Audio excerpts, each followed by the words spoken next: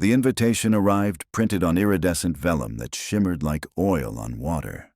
A single line of embossed text read, "Leora Voss requests the pleasure of your dread." No venue, no hour, only a QR code that pulsed crimson when exposed to light. I'd covered fashion for a decade, chasing silhouettes from Brooklyn basements to Venetian palazzos, but I'd never seen dread marketed as a luxury commodity.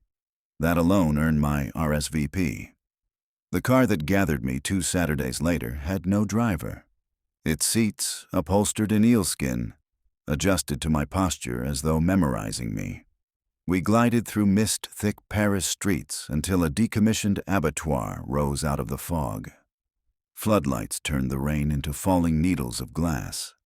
Security waved a wand over my body and confiscated my smart lenses. "Recording interferes with the garments," they murmured. I was handed a pair of analog notepads stapled into my press pass, as if ink and paper were suddenly avant-garde. Inside, the killing floor had been converted into an amphitheater of mirrored steel. The audience, collectors, editors, biotech investors, sat in a circle around a bare runway of poured salt. Above us hung meat hooks that now carried orchid chandeliers. The salt gleamed under ultraviolet bulbs, and I tasted brine every time I inhaled. Somewhere, a subwoofer trembled at the frequency of a heartbeat. When the lights cut, all conversation stopped like snipped thread. A spotlight knifed through darkness, and the first model stepped onto the salt. Her dress was a slip of translucent fabric that clung to her like a second pulse. At first it rested in muted pearl, but as she moved down the runway, hues detonated across the surface. Vermilion splashes, a bruise of indigo, then a cataract of neon green that seemed to crawl along her scapula. The colors didn't fade. They devoured one another, each shade brighter, angrier. It was mesmerizing, but something was off. The model's breathing quickened. The flesh at her throat fluttered like a wounded bird. By the time she reached the halfway mark, her eyes were wide enough to show the whites all the way around. She was terrified. The dress feasted on that terror, blooming into impossible gradients no dye could produce. The audience gasped, but it wasn't sympathy. They were witnessing a masterpiece.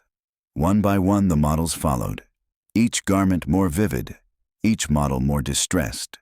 One stumbled, nearly collapsing, and the salt absorbed her tears. Security materialized to escort her backstage. The final look entered with the hush reserved for miracles, a tailored suit on a male model whose cheeks were slick with sweat. The lapels flickered ultraviolet, then erupted into a swirling aurora that I could have sworn emitted a low hiss. The model's chest convulsed. I thought he might be about to vomit. Instead, colors burst in concentric rings from the fabric, a chromatic scream that froze the room. Cameras flashed. He made it to the turnaround, and the lights cut. Silence rushed in, broken by thunderous applause. Leora Voss appeared in the center like a conjured thing. Ash-blonde bun, matte black jumpsuit, and a thin silver blade of a smile. She bowed once, hand pressed to heart, then disappeared before the crowd could swarm her. Backstage, chaos tasted like hairspray and adrenaline. Models hyperventilated while assistants dabbed towels at their temples. The fabric still shimmered faintly, like coals under ash.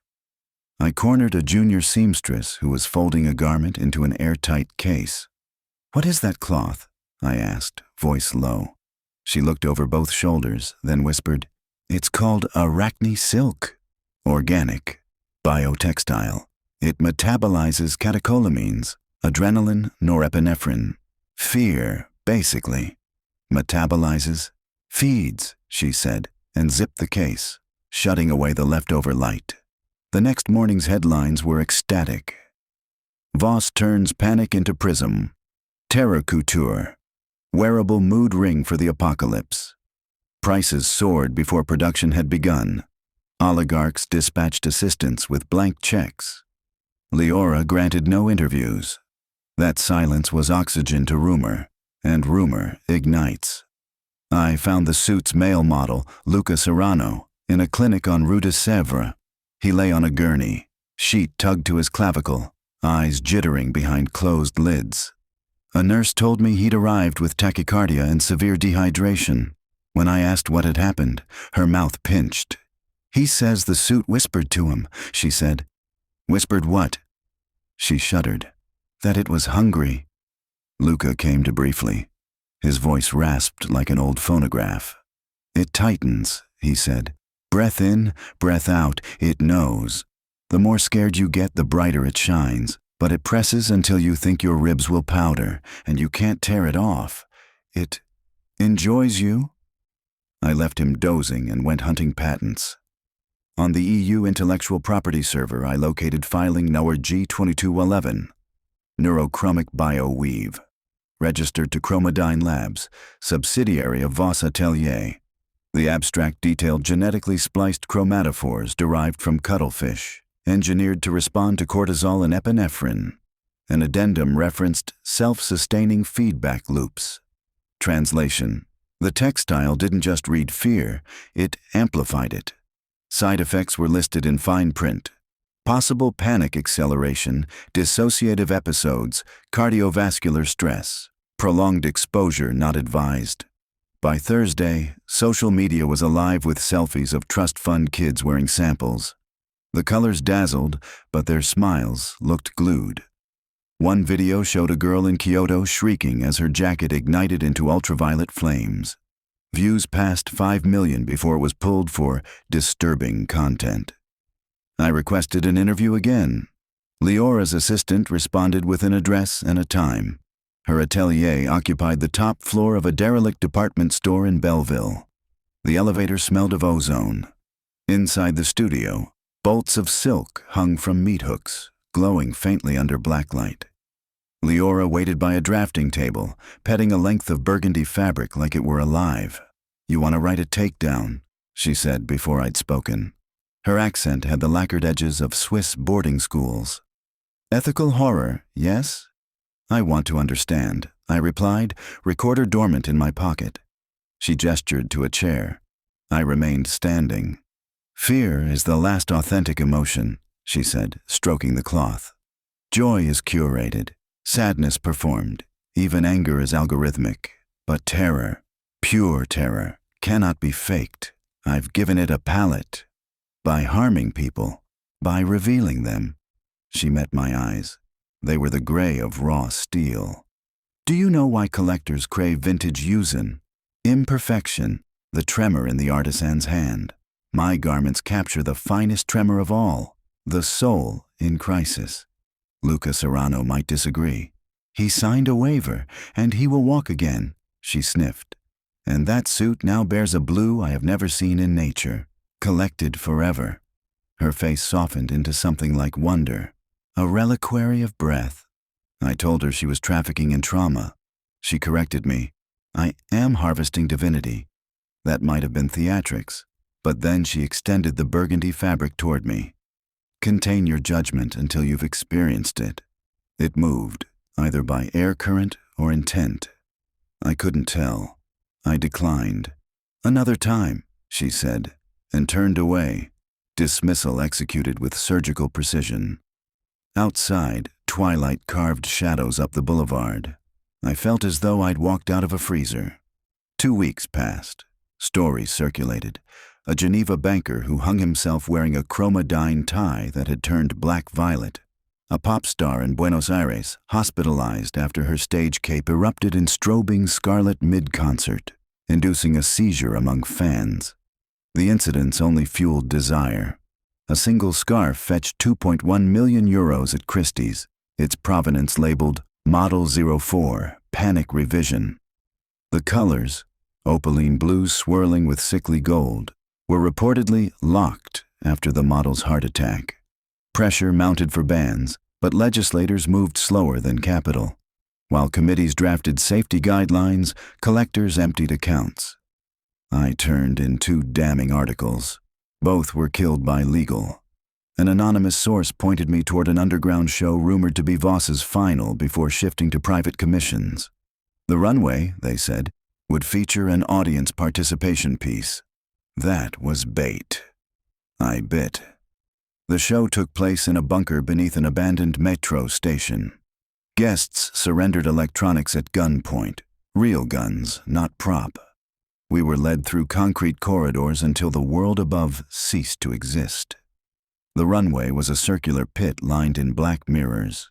Speakers piped in a low-frequency hum that vibrated bones. I recognized faces. Some of the richest people on Earth, pupils already dilated. Lights dimmed. A trap door opened in the pit, and a platform rose carrying what looked like an obsidian egg. The shell peeled apart, petal by petal, revealing the garment, a cloak made of layered ribbons, each translucent as dragonfly wing. The color was midnight wine, almost invisible under the dark. Leora's voice filled the bunker. Chroma Ultima. It will calibrate to the first owner present. The crowd surged forward, but guards intervened. Leora descended metal stairs, cloak draped over her forearm. I require a volunteer, she announced. No one moved. Fear, it seemed, was thrilling at a distance. Approached directly, it recoiled. She searched, then her gaze speared me. Mr. Rowe, the critic who doubts, will you lend us your skepticism? A camera drone, allowed only to her crew, whirred overhead. The room waited, humid with anticipation. I thought of Luca's rasp, the banker's noose, the scarf at Christie's. I'll do it, I said, throat tightening. She smiled, a blade sheathed too late. Step into the circle. I removed my jacket, shoes, all metal per instruction. The cloak felt cool as water against my skin. It sealed itself around my shoulders with a soft sigh, like lungs inflating. Close your eyes, she purred. I did, because to refuse would be to confess terror before the cloak could detect it for itself. At first there was only weight, as though rain-soaked wool pressed me gently to the earth. Then a prickling, pins along the spine. The hum of the speakers synced with my heart. I opened my eyes. Color seeped across the cloak. Mauve to heliotrope to azure, each shade quivering, unfinished. The audience leaned forward. I felt something curl beneath my sternum, a coil winding. My breathing quickened. The cloak tightened minutely, enough for notice, not enough for alarm. Remember your training, I thought. Observe, describe. What are you feeling? Leora's voice floated. Pressure, I said. The cloak brightened, as though the word itself were fuel. Are you afraid? A little, I admitted. The fabric constricted. Needles of color danced at its edges. My pulse slammed. A low hiss filled my ears, the cloak drinking me in gulps. Breathe, she coached, but her tone was that of a scientist admiring reagent swirl. I tried. Each inhale met resistance, as if the cloak were gainsaying my lungs. Colors ruptured into electric coral. The crowd gasped approval. Panic spidered under my skin. Sweat erupted. The cloak lapped it. I wanted it off. I reached for the clasp. It wasn't there. Seamless. Ms. Voss, I croaked. Stop it. She approached, eyes luminous. Finish the arc, Ethan. Gift us your sublime. My vision narrowed. The hum pitched higher. Colors on the cloak strobed between crimson and acid green. My heart hammered like a mallet against ribs that now felt too soft to contain it. I dropped to one knee. Faces blurred. Some spectators were filming on contraband lenses. Others wept in ecstasy. I smelled ozone and iron, my own blood. The cloak coiled tighter. Tunnel vision threatened to swallow everything when a memory flickered. Luca in the clinic, whispering that the suit enjoyed him. No, it fed on him. Adrenaline shot through me, sharper than any drug. But this time I turned it, like judo, away from fear. Anger sparked, fury at exploitation, at the leering crowd, at the woman who called suffering divine. The cloak pulsed, confused. Colors muddied. I forced a breath. Is that all you can take? I hissed at the fabric. Something changed. The constriction paused, as though the textile were questioning the taste of this new chemical marinade. Rage is cousin to fear, but less nourishing. I pushed off the floor, staggering upright. The cloak's edge tried to trip me. I kicked it. Leora's smile faltered. "Interesting," she murmured, but I heard tension like a razor under silk. I summoned every betrayal, every grief, every time a story was spiked and truth gagged by money. Fire-lit veins, not panic, but wrath. The cloak flickered chartreuse, then dulled. Its grip loosened by a hair. I seized the moment, sliding 2 fingers between fabric and throat. Air rushed. I yanked. A wet rip echoed. The cloak shrieked, not through speakers, but through the fibers themselves.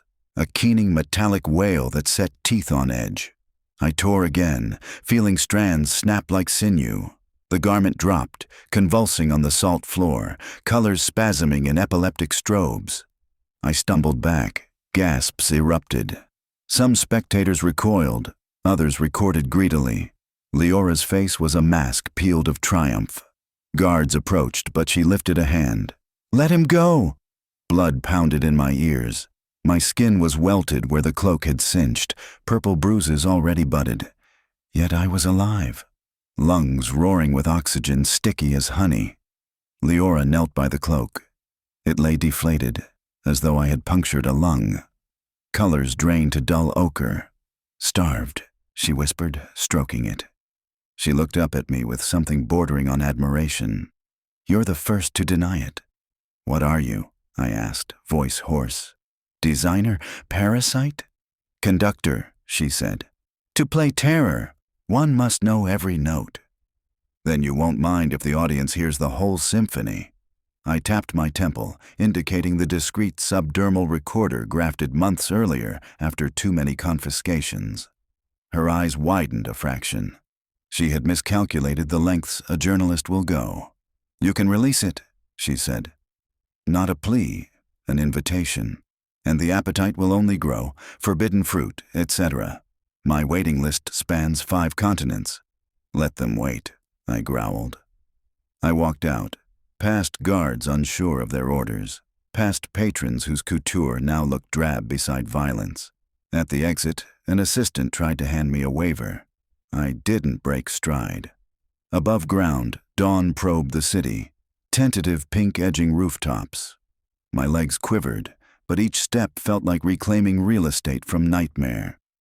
I found the first cafe with paper filters and dialed my editor on a landline.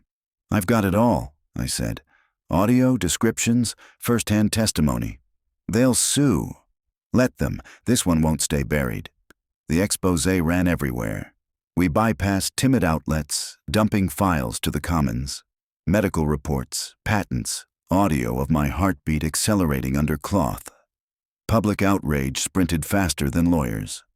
Within 48 hours, Interpol raided chromodyne facilities. Sealed crates of Arachne silk were catalogued like bioweapons. A recall was ordered, though many pieces vanished into private vaults. Rumor claimed a shipment reached Dubai. Another, Sao Paulo. Beauty that demands pain seldom lies dormant for long. Leora Voss disappeared. Some said she fled to a monastery in Iceland where fear was scarce. Others insisted she died by suicide, wrapped in her own creation, colors rumored to be so exquisite, spectators went blind. I doubted both. People who court oblivion rarely step into it. They choreograph its silhouette. Recovery was incremental. For months, dreams carried the sensation of fabric constricting, but each morning, breath moved easier. Luca Serrano sent a thank you letter. Doctors said his arrhythmia was reversing. He attached a Polaroid of himself sunlight-drenched and laughing, chest bare, no psychic scarring visible, though I knew such things bloom invisibly. One autumn evening, an unmarked parcel arrived at my apartment. Inside lay a strip of black satin, no larger than a bookmark, and a note in meticulous script. "Starvation teaches evolution. Next time the fabric will pocket your rage as well. Anticipate. L." I burned the satin on my balcony. The flame burst the color of old bruises before collapsing to ash. Smoke curled upward, briefly forming something like wings. Perhaps the ember of her vision drifted with it, seeking new oxygen. Perhaps collectors still chase it, trading whispers in gallery back rooms. Fear is profitable. Art that tastes of terror will forever find patrons. But for now, I breathe unbound, savoring the mundane privacy of a heart beating only for itself, its rhythm dull, human, and gloriously plain.